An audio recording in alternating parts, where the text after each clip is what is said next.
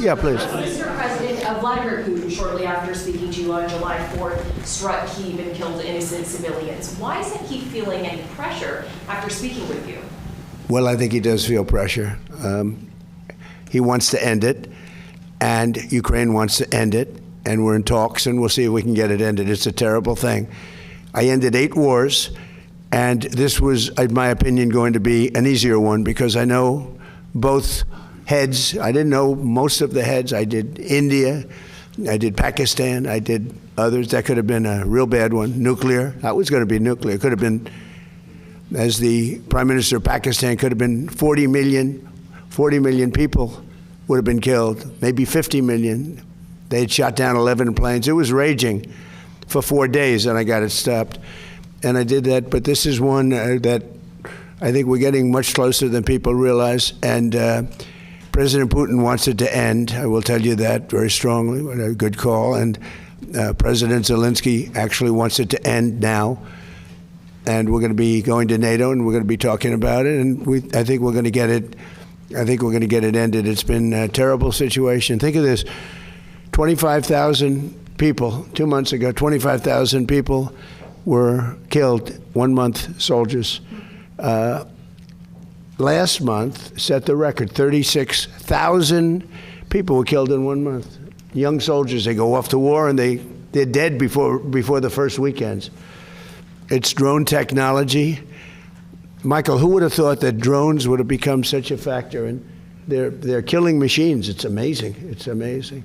You hide behind a tree and it goes and gets you. And I've seen scenes that I don't want to see. I don't want you to see them on that battlefield. You know, you hear about the Civil War, you hear about all of these different terrible wars, but this is really horrible. So I had a very good call, and I think we're getting close to getting it done. Mr. President, on the economy, there's been a refocus, it seems, in June to talk about your economic policies. When do you think that message will change the perception of Americans related to the economy? Well, I think people know. Look, oil is now at a level that it was, I think it's even lower on a barrel basis than it was before we started. We've gotten concessions. Now, they have to hold those concessions, but there'll be no nuclear weapon. We're going to be getting the, as I call it, dust, the enriched material, nuclear dust, I call it. Seems to have taken off, but it's enriched material. We're getting it. We're getting it. I went in for one reason, very strongly, that Iran cannot have a nuclear weapon. I'm not looking for regime change, although this is regime change. The first regime is gone. The second regime is gone. And I think the third regime is more reasonable, but we'll find out. But we've destroyed their, as you know, completely destroyed 150. They had 159 ships. Every single ship is at the bottom of the sea. We've completely destroyed. They don't have one airplane. They don't have radar. You know, one of the reasons we kept the oil down, because a lot of people said, Kevin, and a lot of people were saying that oil could go to $300, $350 a barrel, but one of the reasons that prediction wasn't right is we were taking out on average of 10, but sometimes less, sometimes more. 3 weeks ago, we had a night, 22 ships came out of the Strait, and the famous Strait of Hormuz, nobody ever heard of, but that is some big money machine, I'll tell you what. When you look at the numbers, Michael, that makes everything look small. No, wait. And we took out so much oil that people didn't know, and it only took a month and a half. They finally found out. They had no radar because their radar was destroyed. So we took them out late at night with no lights, with no nothing. And our great Navy, which did the greatest blockade anyone's ever seen, not one ship got through in 2 months.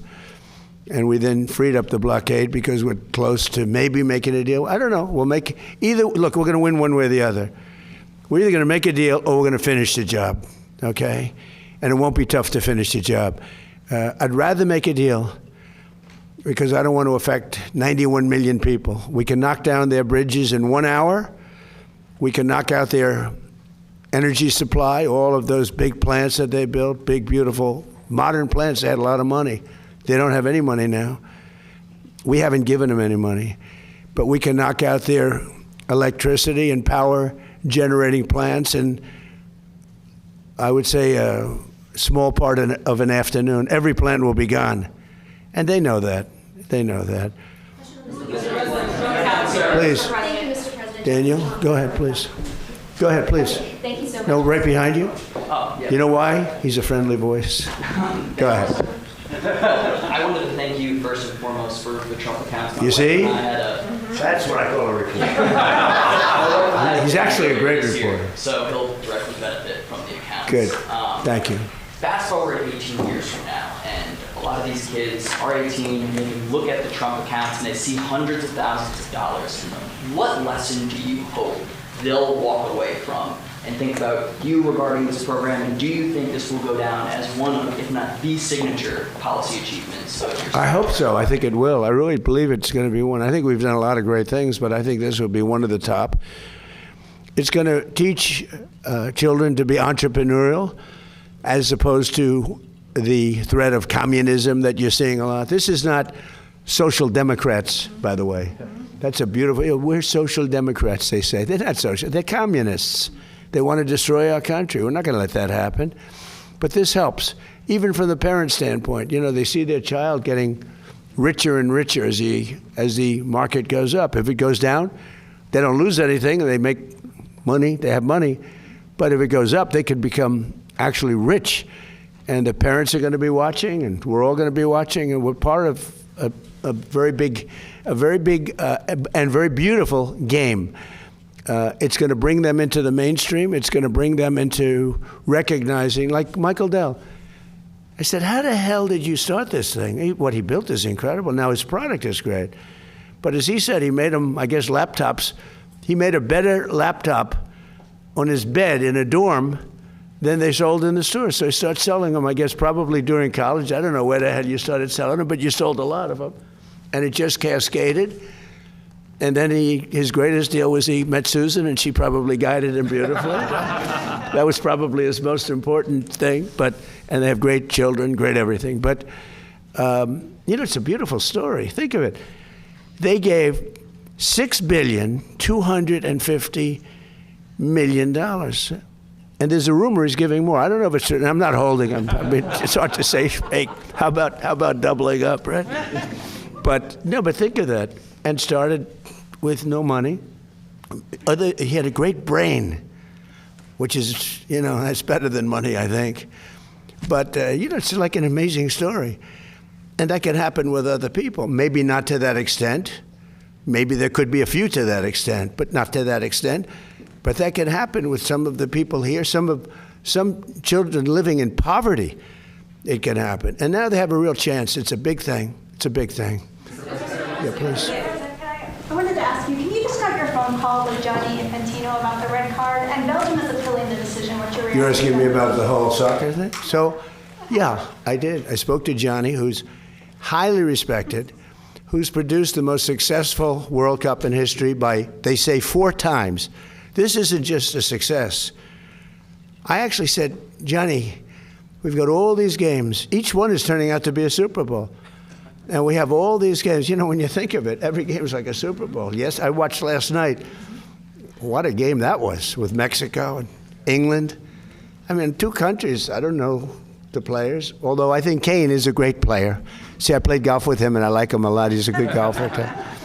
But he's really great. But I watched, and no reason for me to watch, and you couldn't take your eyes off the game.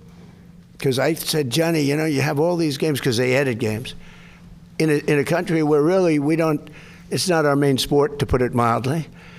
And this has been 4 times more successful. He told me last night, the numbers are 4 times greater. They think 50 or 60 million people are going to be watching the game tonight. I mean, this is getting to be Super Bowl numbers. But you have a game tonight, and they think they're projecting a minimum of 50 million people watching a game. We call it soccer. It's called football, I guess, but we can't really call it football because it gets there's a little confusion. So yeah, you call it soccer. We're the only ones that do that, but we have football, and football's great. But I've never seen anything like it. So I saw the play, and I'm a person that loves sports and was a good athlete, and I understand sports really well, really well. And that wasn't a foul. That wasn't even an infraction. That was 2 guys running full speed that happened to crash into each other.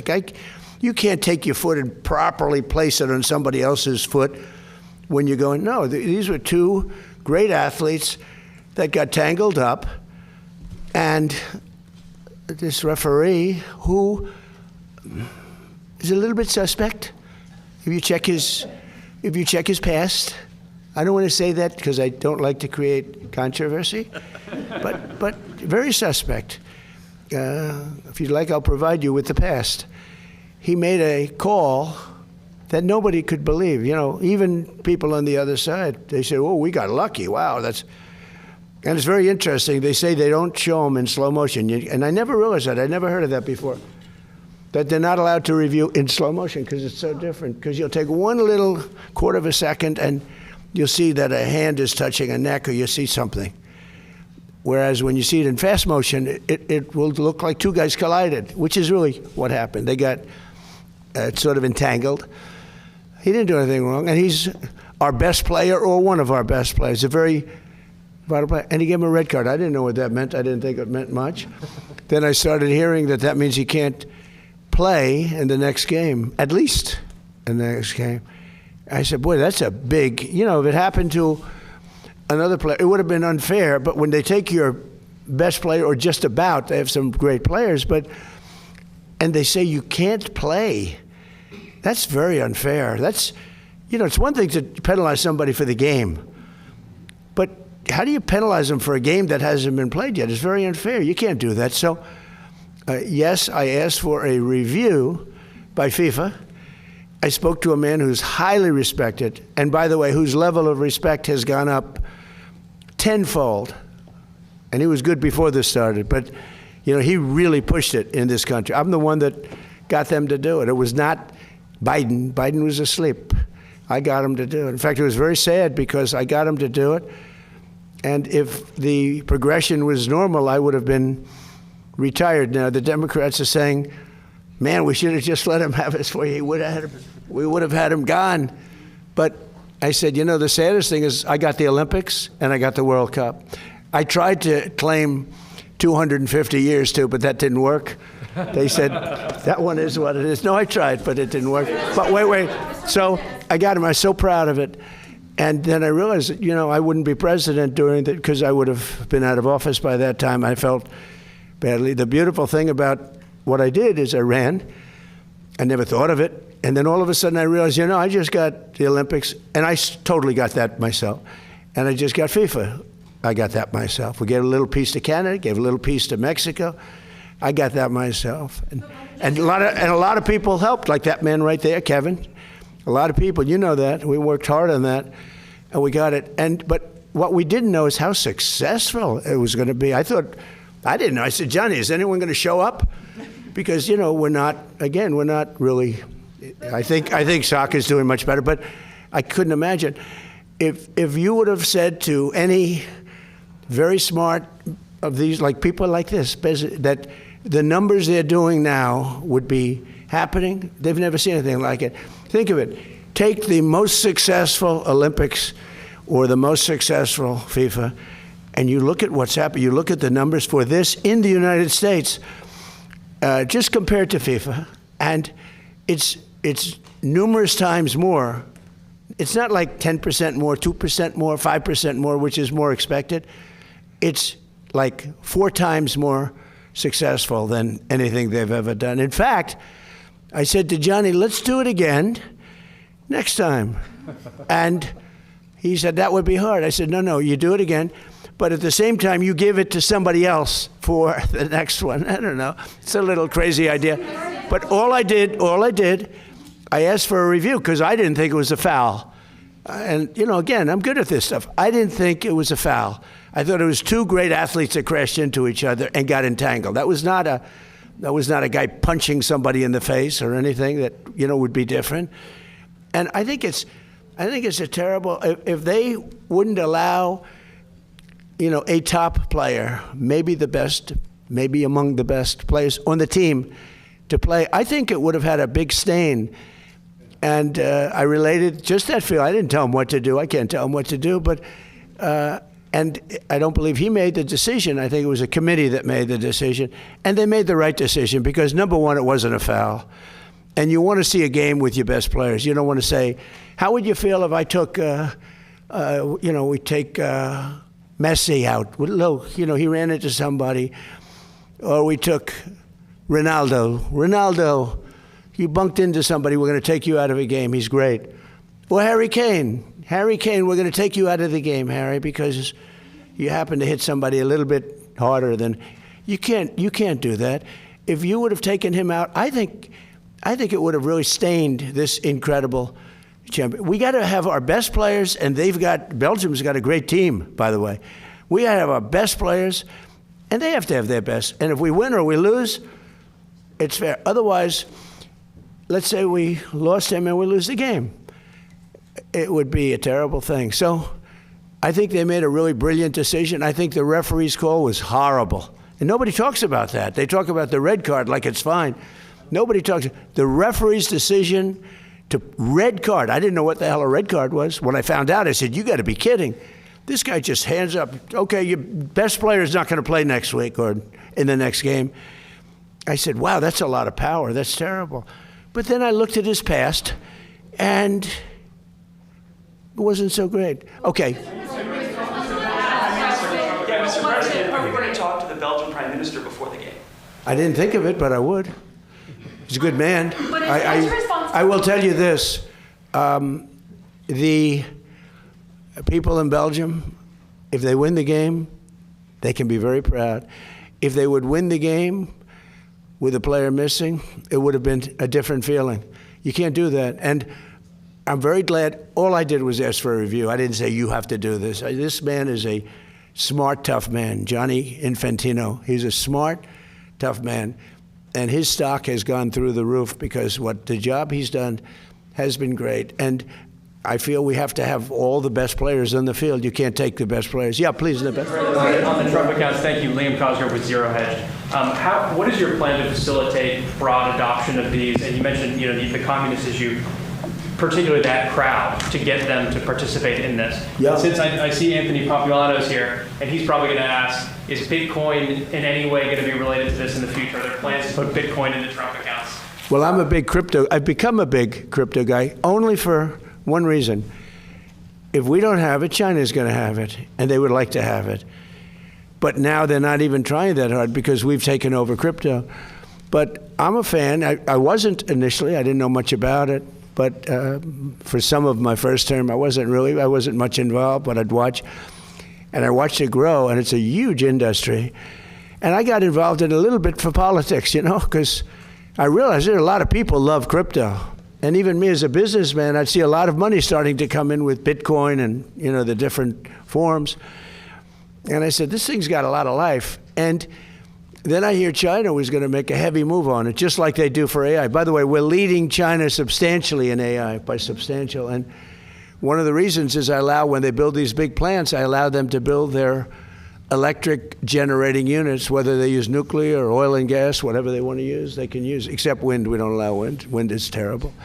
It just doesn't work. It's too expensive, no good, bad for the environment. But and they're building their own plants with some of the greatest electric producing plants that you've ever seen. I mean, they're teaching the companies that produce electricity, they're teaching them how to do a plant. So that was my decision. That was my idea. Because we have an old grid, it's tired, it's old, it would take years to fix it. And now we're actually taking the excess energy that they make. We need more than double the energy. If you take all of the electric that we have now, you need more than double it to power that industry, which is so shocking. When I first heard that, I said, no, you mean like a little, I couldn't believe that, Jeff. I heard more than double.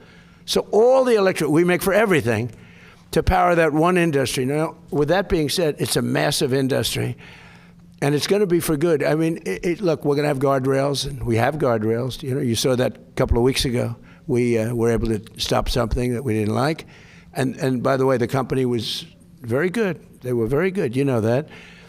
But it can be used for tremendous good, and mostly good and some bad, and the bad we have to stop. But it's a massive industry, and I think things are going to happen. What you're seeing here with the kids, I think something could happen in that regard too, with a contribution to the people of our country. I'll give you a little inside information. Am I allowed to do that, Miss? Well, we have Paul. Am I allowed to do that? That's a little inside information. You understand? Scott, you know what I'm talking about? No, I think you're going to see a contribution made by those because they're making tremendous amounts of money. They're also creating tremendous, the things that are happening in the world of medicine because of AI is not even believed. I'm friends with many doctors because of what I'm doing as president, and I've become very friendly with a lot of them. They're great. They're great as long as they tell me I'm healthy, okay? When they tell me I'm healthy, so far so good. Where's a piece of wood?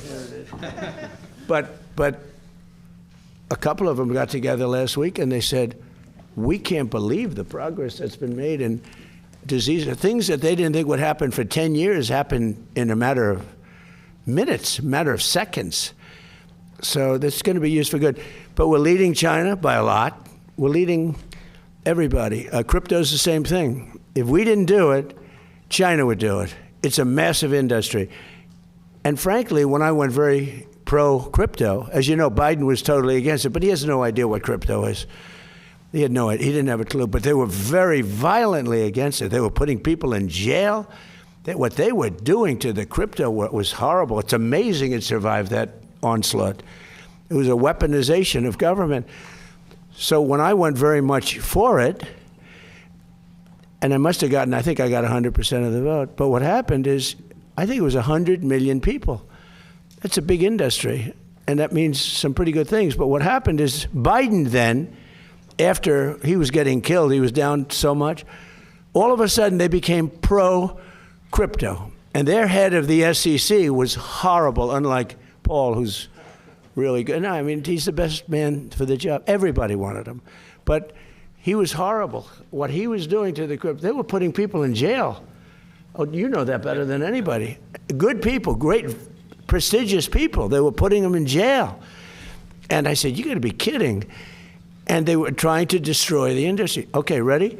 So now I'm killing Biden. I'm winning by so much. And all of a sudden, he becomes totally pro-crypto. They dropped all investigations of everybody. They allowed people to come out of jail. And every time I see a crypto guy where they dropped an investigation, I said, you're lucky I'm president, because I don't know if you know, the Biden administration became totally pro-crypto that last couple of months because they were getting killed. Because crypto has a tremendous audience. So yeah, I'm very much for crypto because it's not a question of a personal thing. Because I let my kids do whatever the hell they do, they can do. I don't ever talk to them about it. I'm allowed to, I think. I'm allowed to, but I don't bother. Because this office is a much higher calling. So I make, as president, the president of the United States get essentially $2.5 million for 4 years, right? Wait a minute. It's spread out over a period of 4 years. It's about $2.5 million. I waived my salary. Now, I figured, because we've had other wealthy presidents. We've had Kennedy, and we've had FDR was very wealthy. Teddy Roosevelt was wealthy. And one of the wealthiest, believe it or not, was George Washington, who wasn't in the White House, but there are pictures of him surveying this ground. He's the one that sort of picked the location. I think he made a good choice. He picked a good location. But George Washington had two desks in his pre-White House. One was, and they were right next to each other. One was for business, and one was for the presidency. He had two desks in the same room. And so you're allowed to, but I choose not to. I don't talk to my kids about, this stuff. But I will say this, to me, cryptos are very powerful. A lot of people are using it, Bitcoin. They're using it at levels that I don't think anybody understands really how powerful. And if we didn't do it, China would do it in a minute. And if we let our guard down on AI, if I didn't come up with the idea for electric plants, producing plants, they become a utility. Basically, these guys producing, you might as well put them down. Paul, I think you should mark them down as utilities because, frankly, in many ways, I'm more impressed by their electric plants. And they're building them on top of the buildings, alongside of the buildings, standalones right next door. But you have to see some of the electric producing, the generating plants that they're making, nobody's ever seen, because they're brilliant people. And it's a fantastic thing. But if I didn't come up with that idea, maybe somebody else would have, I doubt it. because it's too simple. I mean, it's such a simple idea. Do you know that your friends, Michael, when I came up with that, and I told Mark Zuckerberg, I told Bezos, I told all of the people, AI, Sam, Elon, I told them all, I said, no, I'm going to let you build your own plant, and I'm going to get you fast approvals. They thought I was kidding. You know, they said, and they would submit plans without an electric plant. And I'd get calls from Lee Zeldin, who's a star, environmental, fast approvals, good approvals, but fast. And they call up and say, sir, these plants are not taking advantage. And I call them and say, why aren't you producing? They said, we thought you were, every one of them, they thought I was kidding because they can't believe it. Number one, they can't believe that they're approved in a period of a matter of weeks, because if this was somebody else, it would be 20 years before. They're all under construction. We do rapid approvals. And some are nuclear plants, because nuclear is now really hot and safe. You know, I was not a huge proponent until 2 or 3 years ago, and then I saw what my uncle was a big nuclear guy at MIT. He knew nuclear better than anybody, I think. Anybody in the world, probably. He was the smartest guy. He was at MIT, the head, for 41 years. And he said to me one day, he said, you know, nuclear is going to be the most important thing, but it's also got to be watched. It's got to be watched very carefully, because it can build the world, but it can also destroy the world. He said that. I said, Uncle John, that was a long time ago. But he was exactly right. He called it exactly right. But what they've done with nuclear in terms of generating energy is absolutely, you know, a submarine can run at full speed for 30 years without having to refuel. The only thing it has to do is come up every 90 days for food. They can't solve the food problem. But think of it, a submarine, without having to gas up, can run for 30 years at full speed without stopping. I mean, who would believe a thing like that? But fortunately, we have the best technology, and we have the best submarines. It's something we lead the world in by 15 years. Any other questions? Go ahead. Thank you so much, Mr. President. What? I said thank you so much, Mr. President. Jennifer Schonberger with the Alabama. On the Trump accounts, SpaceX president has said that she's going to donate shares to the Trump account. Have you spoken at all with Elon Musk about further share donations, as well as other corporate leaders about share donations specifically? Look, I'm like a cheerleader for geniuses. I love geniuses. I love high IQ people. He's a high IQ person. I love high IQ people. And I speak to Elon, I speak to Mark, I speak to Jeff, I speak to everybody. By the way, in the first term, less so. In fact, at my first inauguration, none of them were standing behind me. They were just the opposite. And now at this last inauguration, every one of them was standing behind me. It was sort of amazing. No, I speak to all of them. And I encourage them. I want them to be tremendously successful. Now, there's a thing called TikTok. Have you heard of it? I was watching a show this morning, Maria Bartiromo. She's fantastic. And on her show, they were talking about the dangers of TikTok. And it's Chinese, you know, a whole thing with spying and what they're doing with it. Well, except it was announced about 2 days ago, the new numbers just came out. You know who the number one person in TikTok is by far? Trump, me. I just got, I'm number one. Like Taylor Swift was number 11. I'm number one in TikTok by far. And the numbers just came out, and I said, well, you know, I'm hearing about how they influence. They're talking about their tremendous danger because they influence, but if they influence so badly, I mean, I'm saying all things like I love our country, we got to stop communism, we got to this and that, we're doing a lot of things, but I'm by far number one. It was sent to me by, you know, the list comes out, number one, number two. I was number one by a lot. So I guess maybe, I don't know, maybe they're bad, maybe they're not. I know one thing, great American people, tremendous business people and companies bought it. I called President Xi and everyone said he was a hard no. He was a hard no, but I said, you know, it's a good thing for TikTok, but it's good for us too. American companies, great ones, own our TikTok, and it's very influential, but I'm number one by a lot. So, you know, I hear this thing was on today, Gordon Chang. I like Gordon Chang, but he's always so negative. You know, nobody's been tougher in China than me, but Gordon Chang, and he's a nice guy. It's like the world is falling down. It's not true. It's not true. We have to be careful because China's a great competitor. But, you know, he was talking about, we must stop TikTok. I'm number one on TikTok. I think it helped me win the election in a landslide, if you want to know the truth. Yeah, please. Do you work on the White House? Are you building a helipad? Are you building a helipad? That's a hell. Yeah. So for 50 years, we've been landing helicopters on grass. The grass is wet, soggy. The helicopters sometimes miss their little mark. You know, they send people out, Marines. I watch them do it. They march out so beautiful, great guys. They have a piece of metal that he put down. And except for the fact that these pilots are so good, they almost hit the mark all the time. But sometimes they miss. They're half the size of this desk.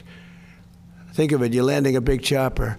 But, you know, years ago, and they just got produced, but during my administration, they ordered brand new helicopters, the big ones, the ones for President. It's called Marine One. And our other Marine ones are about 40 years old. They're old, like Air Force One. You know, it's time to make a change. And other presidents wouldn't do that because they think it's not good to make a change to luxury, but you got to do it. You know, other countries have them. So Sikorsky we ordered a number of Sikorskys as the helicopters back and forth. Well, they're about 2.5 times more powerful than the old ones. And when you land on the grass, it's not that the grass gets discolored, it gets ripped out. And it was all over. They landed it once, and nobody planned for this. This was a little bit of a planning mistake. So they landed the helicopter, and half of the grass was sitting in front of the Oval Office front door. The rest of it was scattered all over I mean, literally, it didn't singe it. It also singed it, by the way. But it literally because of the power. It's tremendous.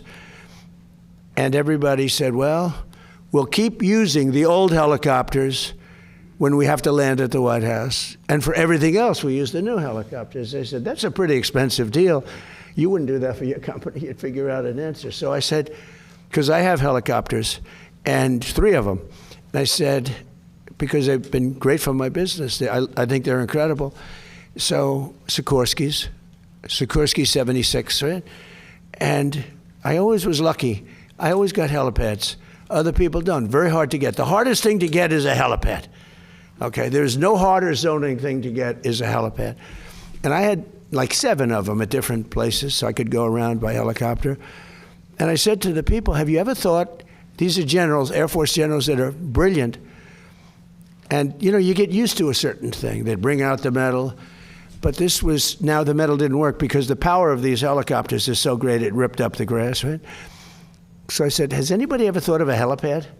Because I build them and they go quickly and it solves all of the problems. So he's laughing. It's true, right? It's crazy. So it was funny. I said, has anyone ever thought of a helipad? I had like 6 generals in front of me. And they're going like, wow, that's a good idea. You know, it's like the paperclip. It was such a simple invention. Probably he says that about a laptop. To him, it's a simple thing. To other people, wow. But the paperclip. 200 years ago, a gentleman came up with the idea for a paperclip. And he made a lot of money, became very rich. Not as rich as Michael Dell, but rich.